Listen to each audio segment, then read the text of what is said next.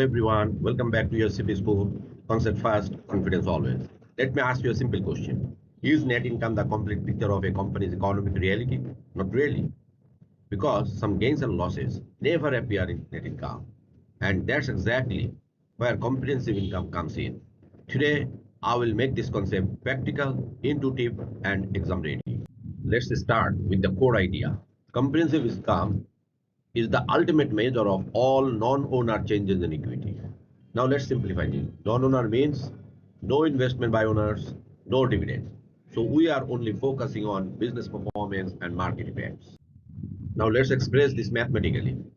Comprehensive income equals to net income plus other comprehensive income. Very important. Net income comes from operations. OCI comes from selected unrealized or volatile items. Together, they give the complete picture of equity changes. Concept breakdown. Full picture of equity change from non-owner sources. The sources can be divided into two. One is business activities and the other one is market fluctuations. Business activities are revenue, expenses, gains and losses. This is your core performance. And market fluctuations are real economic gains and losses, but not part of regular operations, often unrealized or volatile. Performance shows on net income and market effects adjustment shows on OCI. As net income and OCI show the different nature of issues, so they are kept separate. This is one of the most important conceptual points. Why does OCI exist? Because your GAPS wants to separate performance measurement from market fluctuations.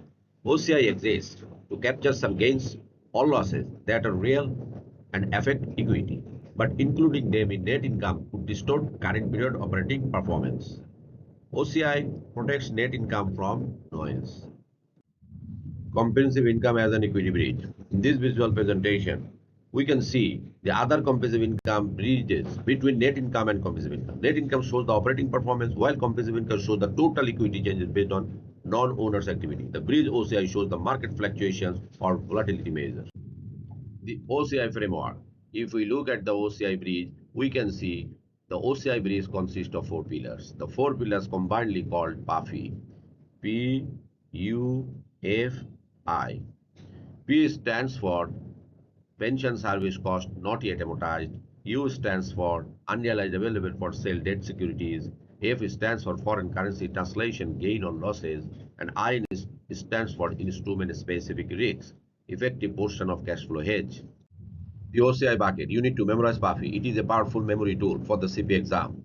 PUFI. P stands for pension adjustment. Only amortized portions are reported. U stands for unrealized gain or losses on AFS debt securities and not trading securities. F foreign currency translation and not transaction. I instrument cash flow hedge and not fair value hedge. If you remember PUFI, you are exam ready. Exclusion warning. Dividends bypass this bridge entirely. They are owner decision, not economic performance, and hit retained earnings directly. The equity bridge. This is where most students get confused, but I will make it very clear. Think of comprehensive income as a bridge to equity. Comprehensive income consists of two income, net income and OCI. Both close to balance sheet. Under which section? Both close to the same section under struggle, but both close to the same section but different line item. Net income close to retained earnings, OCI close to AOCI. So our final learning is OCI closes into AOCI exactly like net income flows to retained earnings. Now let's test your understanding with some CPA style questions. MCQ1, remembering and understanding level questions. Which of the following statements regarding comprehensive income is correct? This is our call of the question. We need to select the correct statement based on our understanding of comprehensive income. Let's review the options. Option A. Discontinued operations are the last items recorded in comprehensive income. This is incorrect. Discontinued operations are reported as part of the net income, not as the final component of comprehensive income. Option B. The relationship between net income and retained earnings is analogous to the relationship between other comprehensive income and accumulated other income. This is correct. Analogous means similar or parallel. Just as net income flows into retained earnings, other comprehensive income flows into the accumulated other comprehensive income. This parallel relationship makes the statement accurate. Option C. Other comprehensive income is a permanent account which never gets closed. Thus, it carries its balance over from one year to the next. This is incorrect. OCI is a temporary account.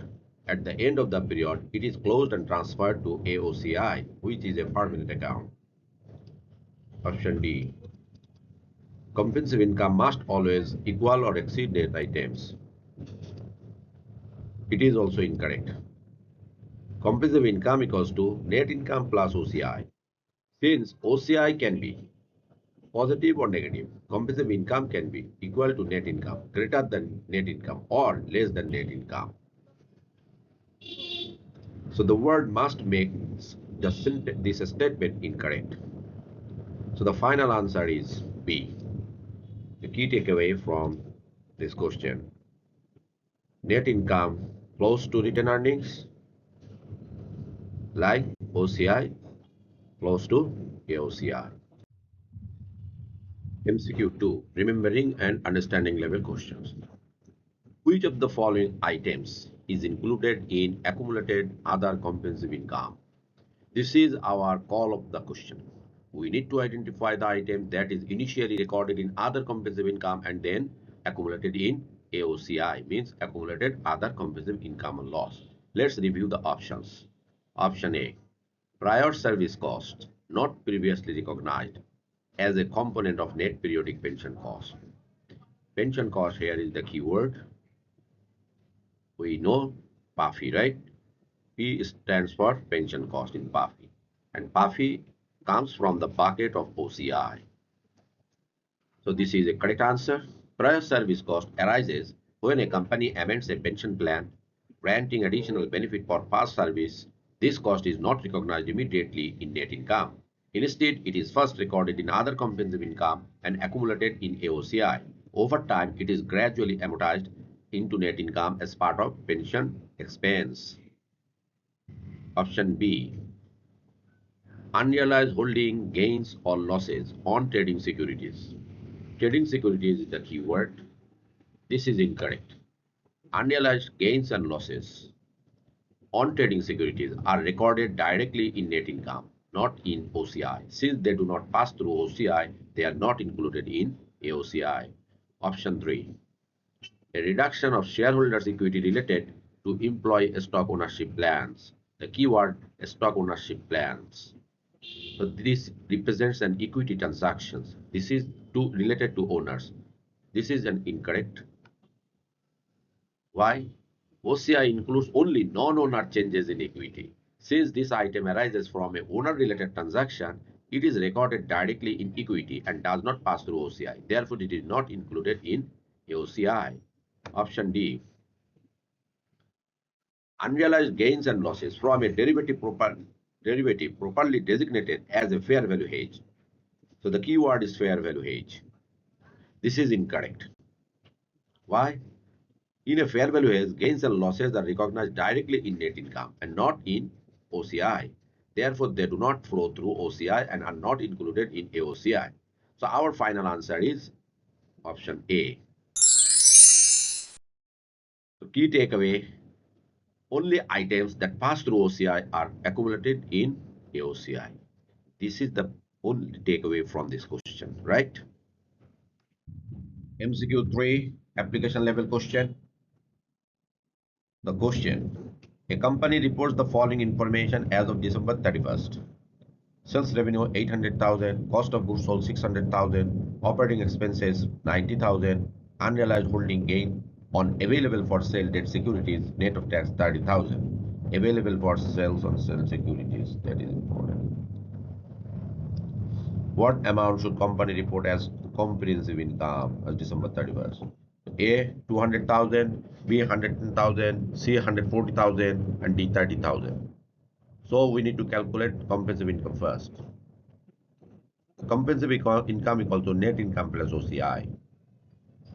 From the given information, we can calculate net income. Revenue minus cost of goods sold minus operating expenses. So revenue is equal to 800,000, operating expenses 90,000, cost of goods sold 600,000. So we can find that net income 110,000.